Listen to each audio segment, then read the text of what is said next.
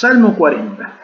El Salmo 40, en sus primeros 3 versículos, es nuestro texto lema, que desde el año pasado estamos teniendo como iglesia, y por eso, bueno, llegado el momento oportuno, empezamos a estudiarlo con mayor detenimiento, no acotado a los 3 primeros versículos solamente, sino a todo el capítulo, ¿no? Y creo que ha sido de mucha bendición para nosotros, por lo menos para mí lo fue, y traté de compartirlo de esa manera para que pueda llegar a todos así.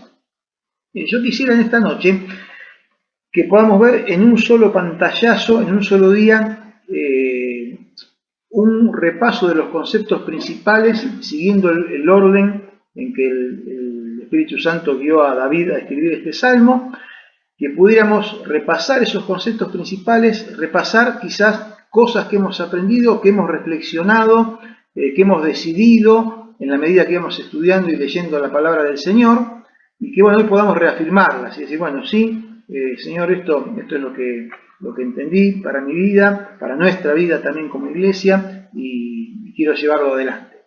Y en la medida que lo vamos leyendo, si alguno de ustedes ha pensado en algún versículo, en algún texto, en algún tema que les ha sido de particular bendición, que les llamó la atención, que les dijo algo, bueno, cuando llegamos a ese momento, prenden su micrófono y lo comparten. ¿Está bien? Así vamos haciendo de una manera que si alguno de ustedes participan en esto, que en el momento que llega y que hablamos de eso, yo voy a ir siguiendo el Salmo de acuerdo a los versículos que como está escrito. Entonces, si se da alguno de ustedes está esperando el momento ese, cuando llegamos ahí, prende su micrófono y nos dice, bueno, yo sobre eso quería decir algo. ¿Les parece? ¿Estamos de acuerdo? Bueno, Salmo 40. Vamos pasando, dame por favor. Bueno, quiero empezar con esto. Porque creo que es lo que sobrevuela el Salmo de principio a fin. Y es este pensamiento, en el cual creo que nos vemos identificados, reflejados. Dios ha hecho algo maravilloso en mi vida, en la vida de cada uno de nosotros, ¿no? Y de alguna manera quiero, como una introducción a esta reflexión, leer el versículo 5 del Salmo, aunque después vamos a volver al 1. El versículo 5 dice, has aumentado, oh Jehová, Dios mío, tus maravillas y tus pensamientos para con nosotros. No es posible contarlos ante ti. Si yo anunciare y hablare de ellos, si quisiera mencionarlo y hablar de cada uno de ellos, no podrían ser enumerados de tantos que son. Entonces, hermanos, Dios ha hecho algo maravilloso en nuestras vidas. Entonces, parados de ese punto de vista, desde esta posición, empezamos a considerar. Yo recuerdo que utilicé una frase cuando empezamos con el Salmo 40, y como el Salmo habla de nuestras necesidades, recuerdo que dije esto, recuerdo que lo dije porque lo tengo anotado en mi Biblia. Nuestras necesidades son oportunidades para la manifestación de las maravillas de Dios. Nosotros podemos ver nuestras necesidades y verlas como un problema que nos aqueja y renegar y quejarnos y sufrir, etcétera, etcétera, etcétera. Pero la otra mirada es ver nuestras necesidades como oportunidades para manifestación de las maravillas de Dios. Nuestras necesidades, nuestras pruebas, nuestros problemas, hermanos, no ocurren, no vienen de la nada. Dios tiene un propósito también a través de eso. Y ese propósito es poder manifestarse, poder obrar en nuestras vidas de manera tal que nuestra fe sea afirmada, que nuestra convicción de lo que Él hace crezca, en fin, que podamos madurar en nuestra relación con Él y madurar en toda nuestra vida para los propósitos que el salmista va expresando a lo largo de estos versículos, ¿no? Entonces, bueno, vamos repasando los conceptos. Dice el versículo 1, pacientemente esperé a Jehová, y se inclinó a mí, y oyó mi clamor, y me hizo sacar del pozo de la desesperación, del lodo cenagoso. Entonces decimos, yo estaba en un pozo de desesperación, un pozo que en común a todos nosotros es el pozo del haber estado en algún momento de nuestras vidas lejos de Dios, hasta que el momento en que lo conocimos. y conocimos su amor y le entregamos nuestra vida a Él, ¿no? Y le dimos lugar a Él en nuestras vidas. Ese es un pozo que nos es común a todos los seres humanos. Algunos ya hemos encontrado la salida de ese pozo, otros todavía están. Pero también dijimos que a lo largo de la vida vamos cayendo en otros pozos, ¿no? Entonces, bueno, nos vimos a nosotros en el pozo y allí estaba yo, y allí estaban ustedes, cada uno en su pozo. ¿Y qué dice David? Clamé a Dios y esperé pacientemente, porque Dios obra en el momento en que Él sabe que es oportuno y que es el mejor, ¿no? Entonces nos dice, bueno, nuestra tarea es, estoy en el pozo, tengo un problema, tengo necesidad, clamo al Señor y espero confiado, espero en que Él intervendrá.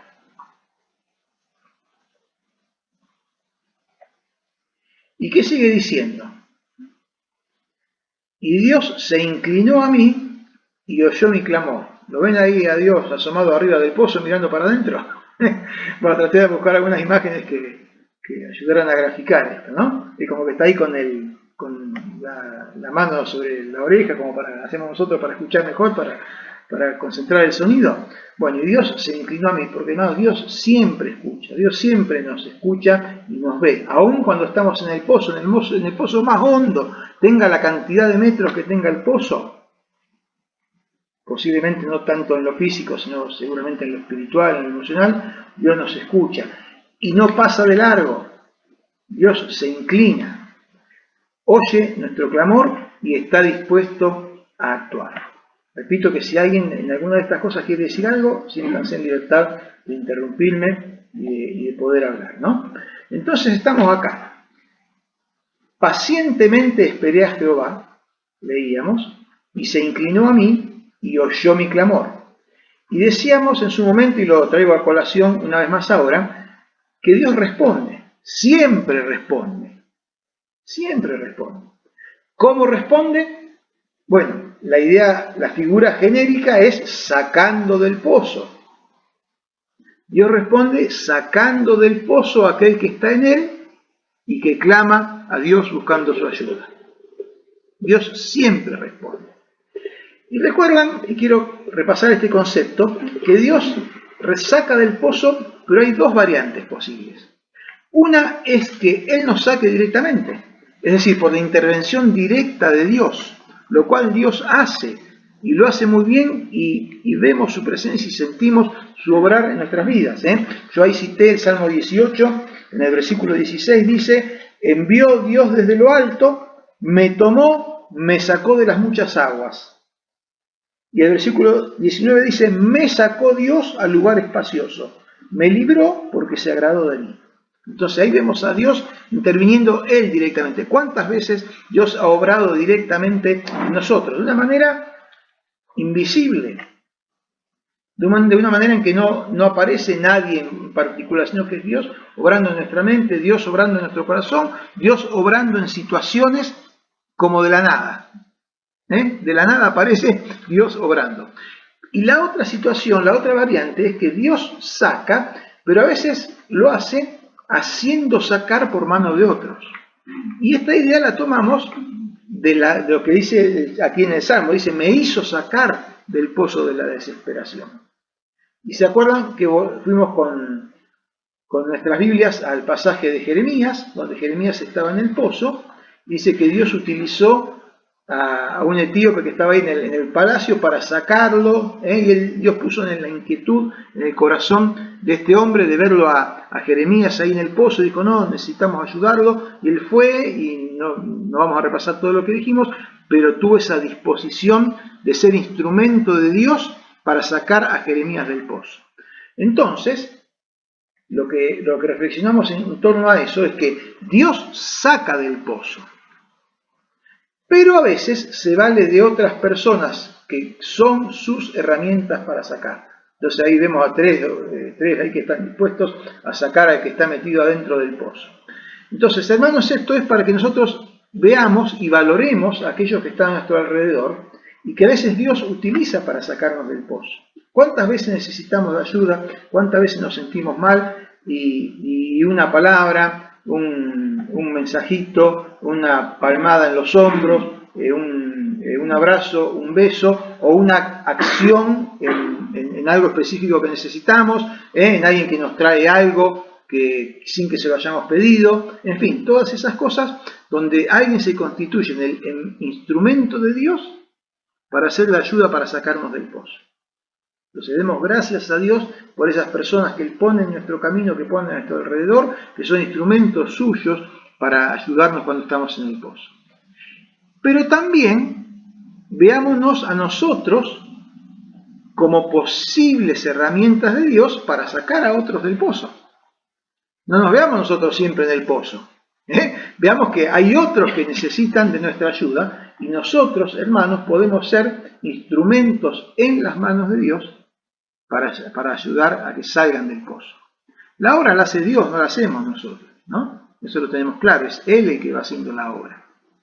Pero nos utiliza, nos quiere utilizar a nosotros para ser parte y para llevarlo adelante. Bueno, hasta aquí, ¿alguien quiere decir algo?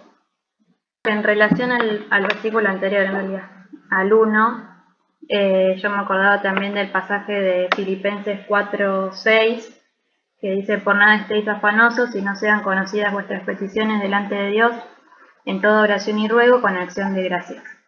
Y bueno, de la frase que habías dicho de cambiar preocupación por oración.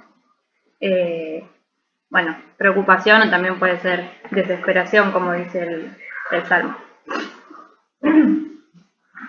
Muy bien, gracias. El afán del que habla Filipenses, Pablo Filipenses, no estén afanosos, es la oposición a la paciencia, ¿no? Al pacientemente esperar en el Señor. Roberto o Valeria, no sé quién de los dos quiere decir. En realidad yo, Vale. Si bien es más un pensamiento que quiero compartir, si bien es un salmo de David, donde él se está posicionando en su problema, en su desesperación, lo más importante para nosotros es descubrir a Dios siempre activo. Siempre toma el punto de partida en obrar y estar, usa muchos verbos. Oyó, se inclinó, hizo que me sacaran, me sacó. Y eso lo que nos trae es esperar confiadamente, justamente porque Él está siempre activo, Él siempre está obrando. Exacto. Es un poco lo que leíamos al principio en Juan 14 también, ¿no? O sea, decimos, el Padre obra, yo obro, lo que Él hago, lo que Él dice, lo que yo hablo, lo hablo. Bueno, en fin, gracias por el aporte. ¿Alguien más? En lo que hemos dicho hasta acá. Ana María. No más que, bueno. más que un versículo. Perdón. No, dale, Vito, ya empezaste, dale. Más que un versículo, digamos, la palabra, digamos, de este salmo que bueno, a lo mejor también yo en este tiempo la he estado padeciendo un poquito, de la palabra pozo. Y bueno, con todos los ejemplos que hemos visto, de la desesperación, de lo que sea, pero bueno, también hemos llegado en algunos de los estudios a que no estamos solos. Entonces Dios está con nosotros, o sea, te saca de la manera que Él quiere, te saca a Él, busca ayudarte, busca a quien sea, pero Dios nos termina sacando de alguna manera o nos hace ver de alguna manera cómo salir también. Pero bueno, eso, la palabra esa pozo me estuvo dando vuelta mucho y lo otro es que, bueno, no estamos solos y eso es lo que también, por otro lado, es la consolación que tenemos. Muy bien, muchas gracias. Ana María. Micrófono.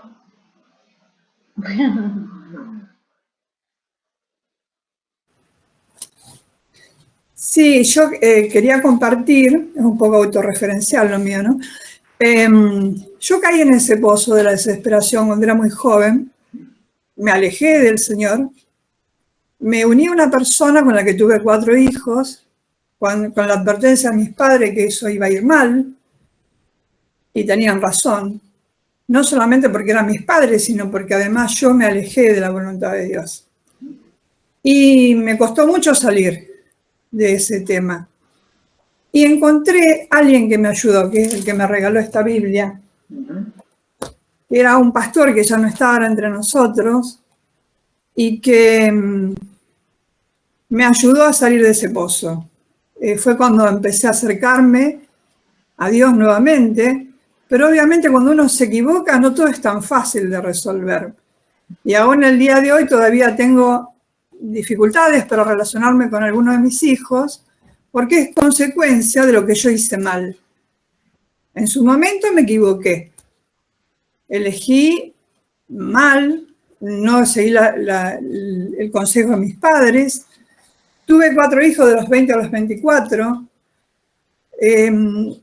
Salir de esa situación fue muy difícil porque en cuanto quise reaccionar para poder liberarme de esa situación, el padre de mis hijos se puso muy violento, me golpeó muchas veces, me llevó a los chicos, pasé el infierno del pozo de la desesperación.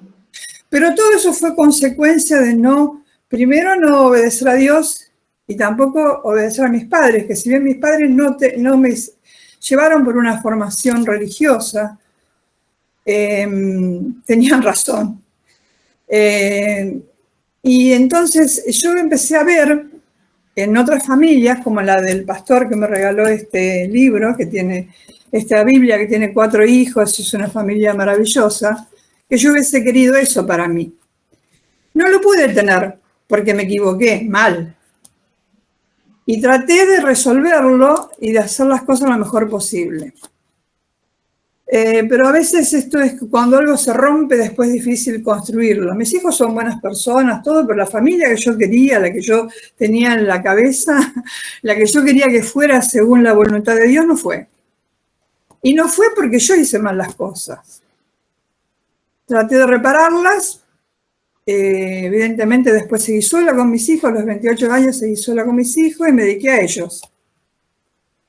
Y ya cuando era abuela, apareció Adalberto en mi vida, compartíamos la misma ganas de acercarnos a Dios, y creo que ahí me integramos un poco las familias, y creo que ahí tuve un poco la respuesta, ¿no?, del Señor. Pacientemente esperé en Jehová, fueron muchos años. Y hoy siento que fue un premio eso, que fue un premio para mí y lo siento como un perdón.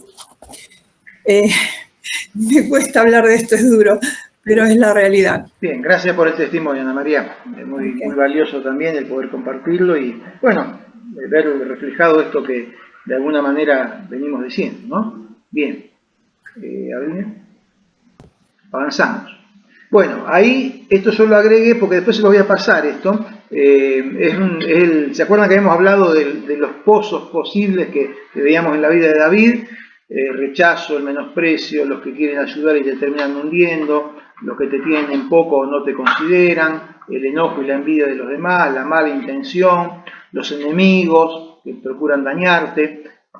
Eso decíamos que eran enemigos, pozos que vienen de parte de otros, ¿no? Y después hay otros pozos que surgen de nosotros mismos. El temor, la mentira, la falsedad, la hipocresía, la incertidumbre, la culpa que a veces cargamos, el abatimiento, la angustia, la tristeza, el duelo, el pecado, la enfermedad, los problemas en la familia.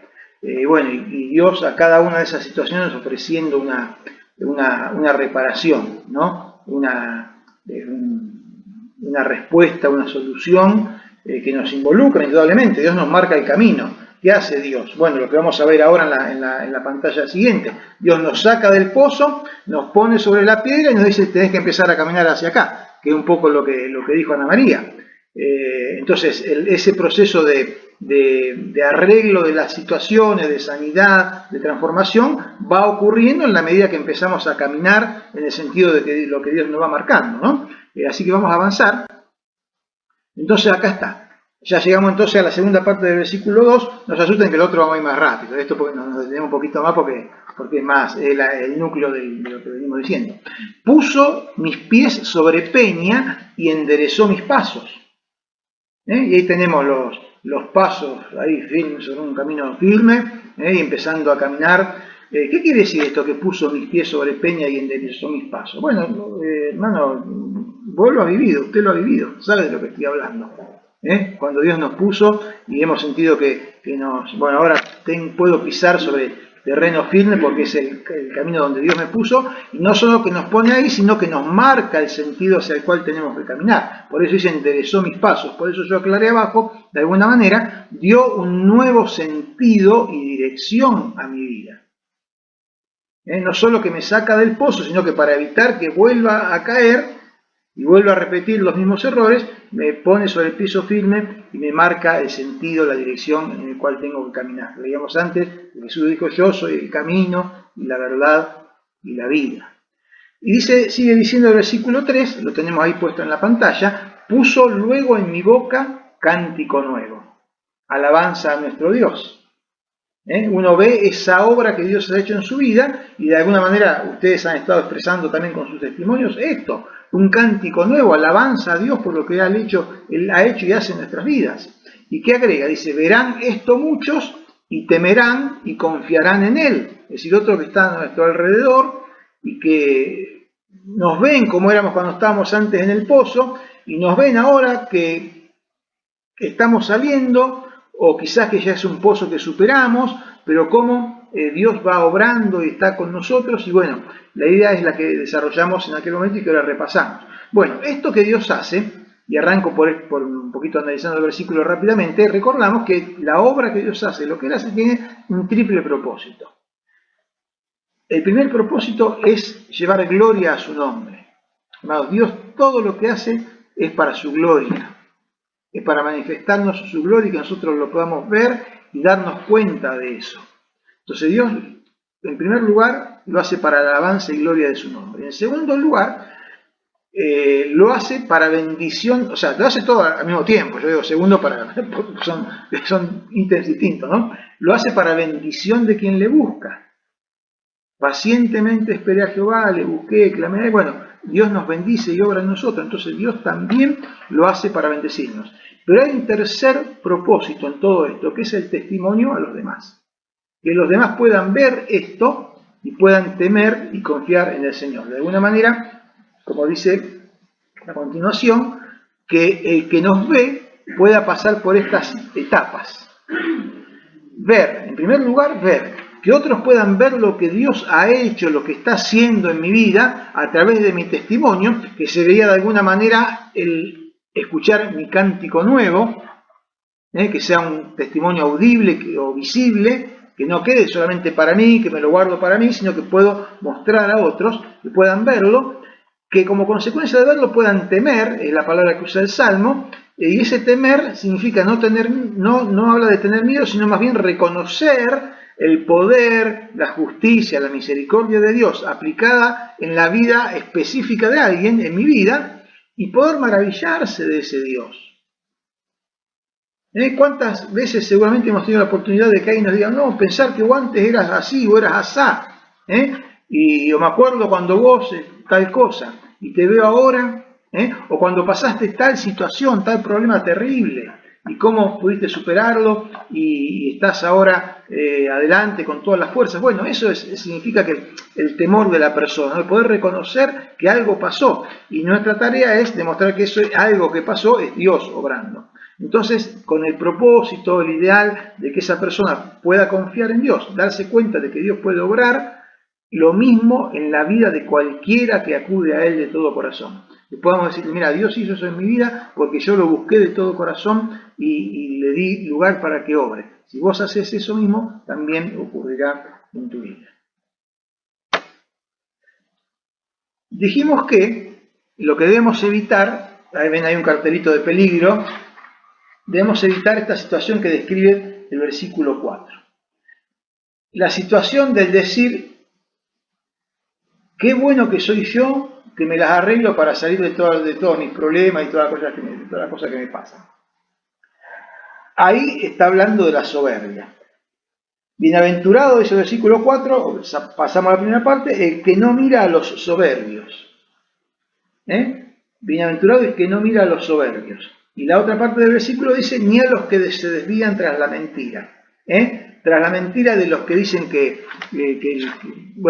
hablan de la suerte, hablan del azar, o andar con fulano que te va a ayudar, o seguirlo a que va a ser la solución. Bueno, hermanos, la Biblia nos advierte sobre eso, y nos dice que no debemos mirar ni a los soberbios, ni imitarlos, o sea, no creernos que nosotros nos bastamos para solucionarlo por nosotros mismos las cosas, ni a los que se desvían tras la mentira, de decir, bueno, buscá por donde vos quieras, buscá por cualquier camino y que ahí vas a encontrar la solución. Más bien dice el versículo al comienzo, bienaventurado el que puso en Dios su confianza. Bienaventurado el que puso en Dios su confianza. Esta es la promesa de Dios, esto es lo que en él lo dice. Amado, pusiste tu confianza en Dios, seguramente te sentís bienaventurado porque Dios no defrauda. Dios no defrauda. Dios obra y obra bien y de manera perfecta y de manera completa y a tiempo. Como venimos diciendo desde un comienzo del estudio de este pasaje. Entonces ahí, habiendo recibido todo esto de parte de Dios, nos empezamos a preguntar, bueno, ¿has recibido las bendiciones de los pensamientos y el obrar de Dios en tu vida? Porque acuérdense que el versículo 5 decía que Dios aumentó sus maravillas y sus pensamientos, o sea, sus planes para con nosotros, ¿no? Entonces, ¿ya fuiste destinatario, recibiste las bendiciones de los pensamientos, de los planes y el obrar de Dios en tu vida? Bueno, plantados en este punto, decimos que sí.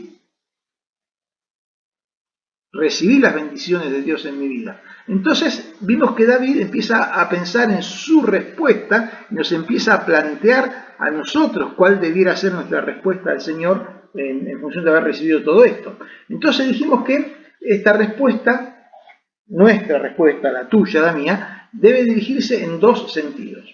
Hacia otros que están alrededor nuestro, que es el testimonio del cual hablamos recién. Que me puedan ver a mí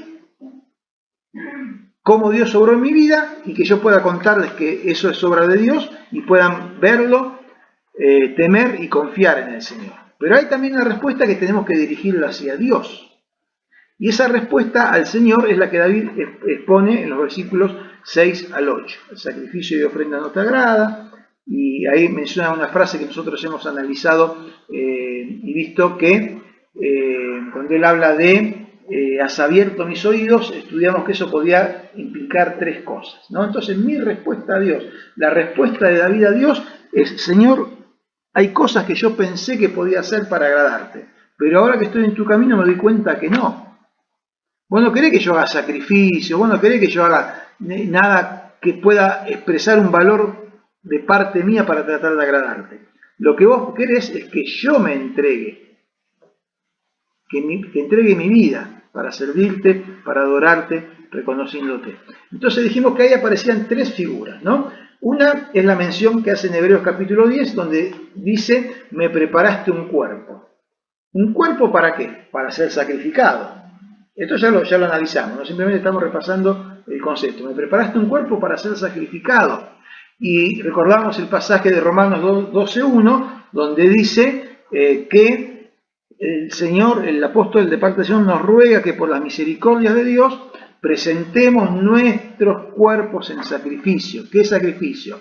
Vivo, santo y agradable a Dios. Entonces, parte de nuestra respuesta a Dios es entregarnos en un sacrificio vivo, entregar nuestro cuerpo a su disposición para poder servirle y adorarle. La otra acepción es, has abierto mis oídos, que es la que menciona Reina Valera en nuestras Biblias.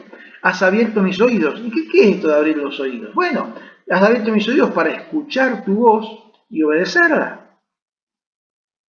Decíamos que en ese momento la palabra del Señor se transmitía de manera verbal, no tenía cada uno su Biblia como la tenemos nosotros, ¿no? Entonces por eso había que abrir bien el oído para escuchar la palabra de Dios y entenderla y obedecerla. Entonces también este has abierto mis oídos expresa mi respuesta a Dios.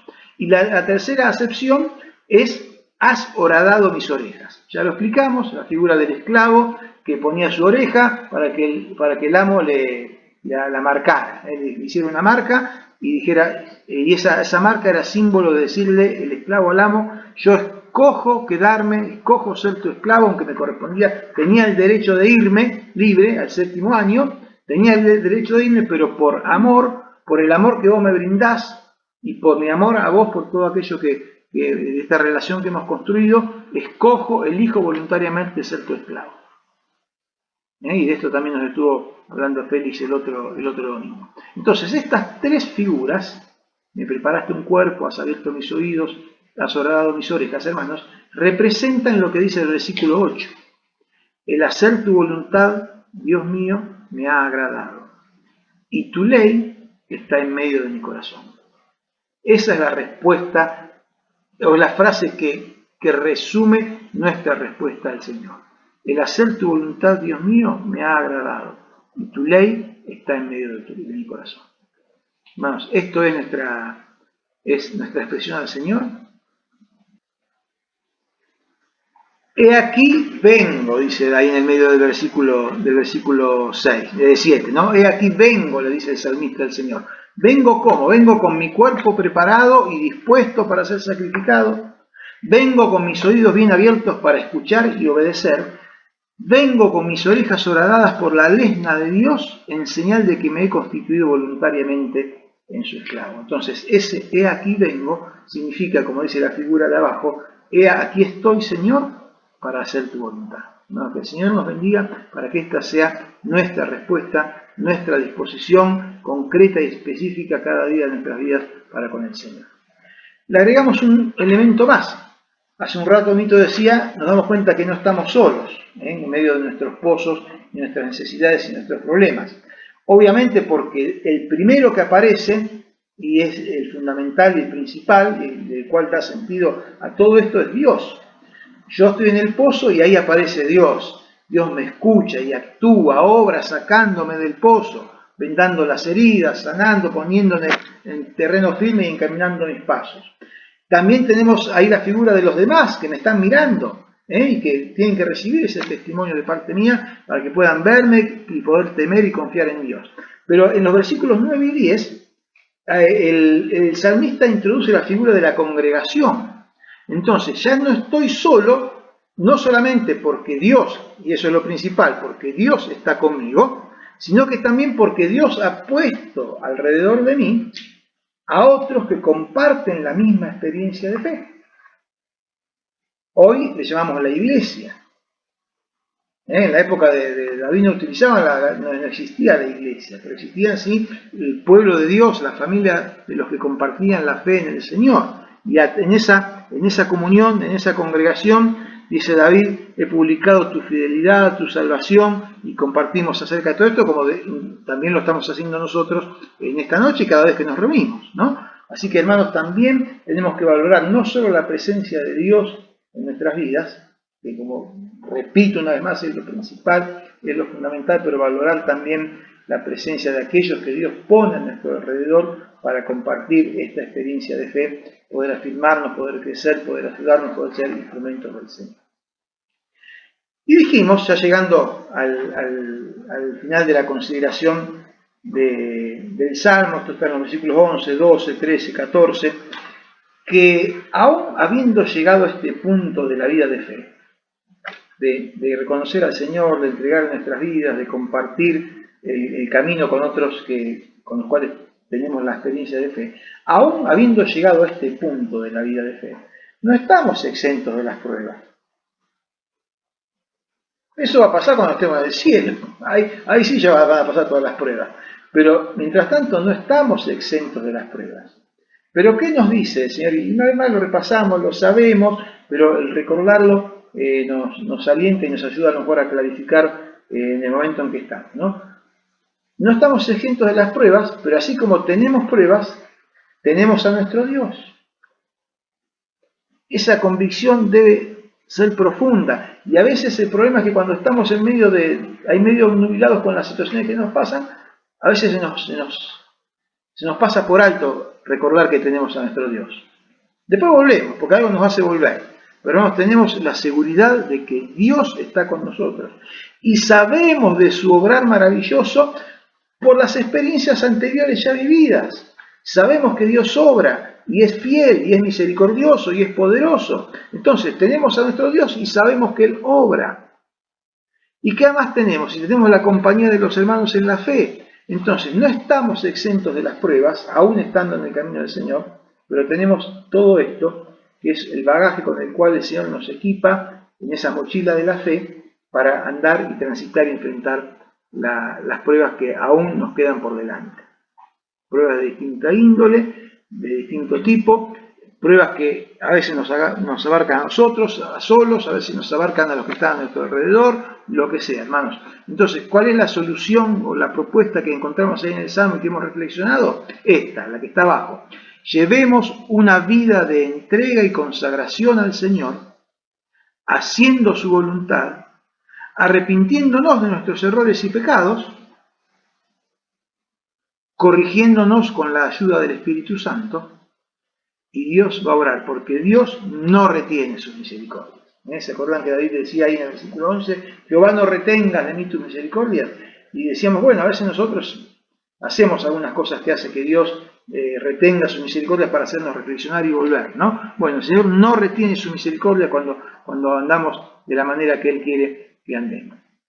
Así que, hermanos, cerramos con los últimos 2 versículos de este Salmo, que están allí escritos en la pantalla y que ustedes los tienen en sus Biblias, con este encabezado que es con el cual empezamos la reflexión de hoy. Qué maravilloso es ser hijos de Dios.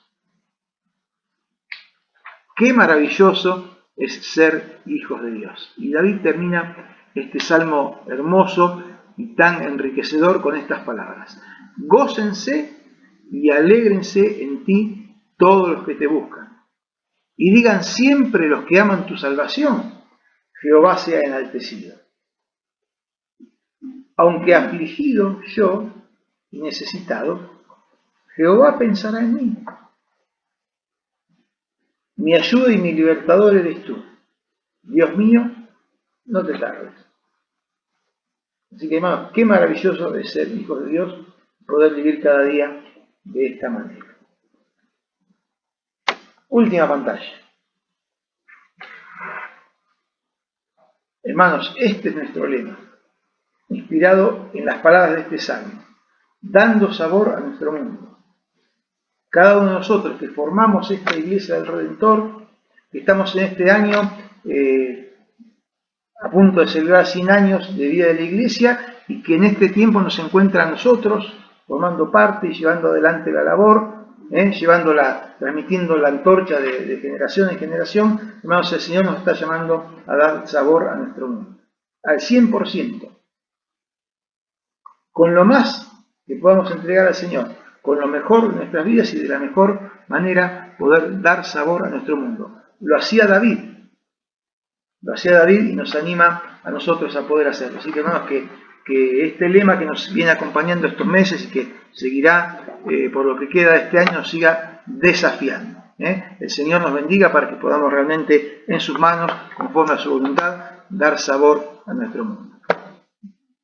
Bueno, hasta aquí llegamos por hoy, entonces, hermanos, dando gracias a nuestro Padre y bueno, vamos a despedirnos en oración. Que el Señor nos esté acompañando, bendiciendo y que esta palabra prospere en nuestras vidas y nos siga ayudando y acompañando en todo momento. Oramos. Padre amado, gracias, Señor, gracias por esta pequeña porción de tu palabra, Señor. Apenas un capítulo de los cientos que ella contiene. Cada una de sus palabras es tu palabra, Señor, lo que tú has dejado para nosotros. Y en este tiempo lo tomamos para nosotros, Señor. Tú nos estás hablando, nos has hablado y lo seguirás haciendo a través de este Salmo 40, Señor, que nos permite mirarnos y mirar tus planes y tus propósitos y mirar nuestras vidas por delante con la experiencia de lo pasado, Señor, y alabarte, agradecerte, postrarnos ante ti, adorarte, Señor, y entregarte nuestras vidas. Una vez más queremos hacerlo en esta noche, Señor. Cada día poder hacerlo, poder presentarnos y decirte, Señor, aquí estoy, aquí vengo, te presento mi cuerpo, abro mis oídos, te doy mi oreja, Señor, para que me marques y poder, Señor, estar en tu voluntad, poder estar en el centro de tus propósitos, cada uno de nosotros y todos juntos como iglesia. Te alabamos, te bendecimos por tu palabra, te bendecimos por tu obra, te agradecemos, Señor, porque siempre estás pensando en nosotros. Aunque afligido yo y necesitado, Dios pensará en mí, decía David. Nosotros lo sabemos y te agradecemos, Señor. Que nosotros podamos pensar en ti, Señor, y en tu voluntad y llevarla a cabo. Señor, nos despedimos de esta noche invocamos tu bendición, te agradecemos porque sabemos que así ha de ser, y oramos en el nombre de nuestro Señor Jesucristo. Amén.